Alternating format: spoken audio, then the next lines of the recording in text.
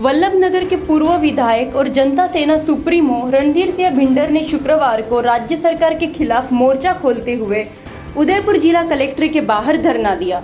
इस मौके पर जनता सेना के समर्थक बड़ी संख्या में जिला कलेक्ट्रेट पहुंचे। इस दौरान हुई सभा को संबोधित करते हुए भिंडर ने गहलोत सरकार के खिलाफ हुंकार भरते हुए कहा कि पिछले 2 सालों में कई बार सरकार को चेताया, लेकिन सरकार कुंभकर्णी नींद में सोई हुई है, जिसके चलते सरकार की नींद उड़ाने और सरकार में बैठे मंत्रियों की नींद उड़ाने के मकसद से वल्लभनगर की जनता के साथ यह धरना दिया गया। आपको बता दें कि रणधीर सिंह भिंडर को 2018 में हुए विधानसभा चुनाव और उसके बाद हुए उपचुनाव में हार का सामना करना पड़ा था। इसलिए रणधीर सिंह ने इस धरने के माध्यम से हुंकार भरते हुए वल्लभनगर की जनता के लिए अपनी आवाज़ को बुलंद किया है। भिंडर ने साफ किया कि जिस तरह से कोरोना को महामारी घोषित किया गया और पीड़ित लोगों को जिस तरह मुआवजा दिया गया, उसी तरह से लंपी को भी महामारी घोषित कर पशुपालकों को मुआवजा देते हुए राहत पहुंचाने की मांग भी भिंडर द्वारा इस धरने में कही गई। इसके अलावा मानसी वाकल का पानी वल्लभनगर और मावली पहुंचना था, लेकिन अभी तक यहाँ की जनता प्यासी है और उन्हें पानी नहीं मिल पाया है।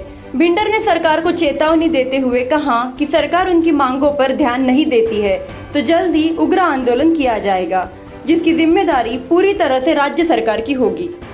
देवास योजना का जो पानी है उसको दरअसल जब भैरव सिंह जी शेखावत के टाइम पर इसको बनाई गई थी योजना, तो उस समय वल्लभनगर और मावली के पानी के लिए देवास योजना बनाई गई थी, क्योंकि नाबार्ड ने ये कहा था कि हम सिटी के लिए पैसा नहीं देते हैं, तो उसमें वल्लभनगर और मावली का नाम लिया गया था। लेकिन अब जो पानी है उदयपुर शहर पी रहा है, वल्लभनगर के लिए कोई पानी नहीं। हमारी सरकार से मांगे कि हमारे उस समझौते के हिसाब से पानी की व्यवस्था हो, और ये पानी मारवाड़ ले जाने की कोशिश कर रहे हैं मुख्यमंत्री जी, जिसका हम विरोध करते हैं। और हाईकोर्ट बेंच की स्थापना के लिए कितने वर्षों से लोग प्रयत्नशील हैं, लेकिन अभी तक नहीं खुली है, इसलिए उसके लिए भी हम लोगों ने ये धरना दिया है। धन्यवाद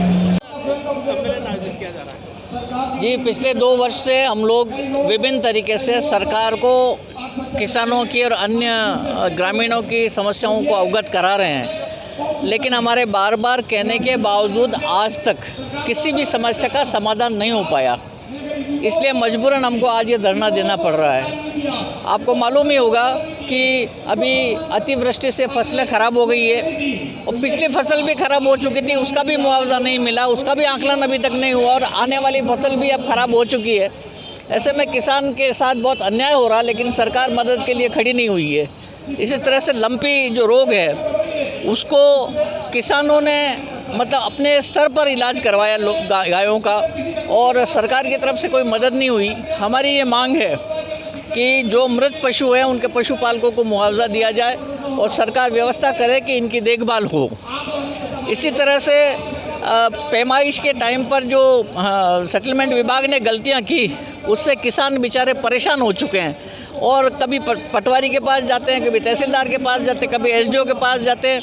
हमने काफ़ी ज़ोर शोर से राजस्व सचिव तक इस बात को पहुंचाया, लेकिन उस पर अभी तक कोई कार्रवाई नहीं हो पाई, तो मजबूरन हमको उसके लिए भी धरना देना पड़ा है।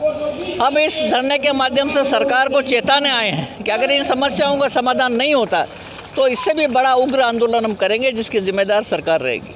जनता सेना का इस सम्मेलन के बहाने कहीं ना कहीं शक्ति प्रदर्शन भी मान रहे हैं? देखिए, शक्ति प्रदर्शन नहीं, हम तो जनता की समस्याओं को उठाते रहेंगे, और शक्ति प्रदर्शन तो वैसे भी जनता सेना के कार्यकर्ता जुड़े हुए हैं और कई वर्षों से हम लोग क्षेत्र में काम कर रहे हैं, तो ये शक्ति प्रदर्शन नहीं है। हम लोग तो जनता की समस्याओं को उठाने के लिए आए हैं।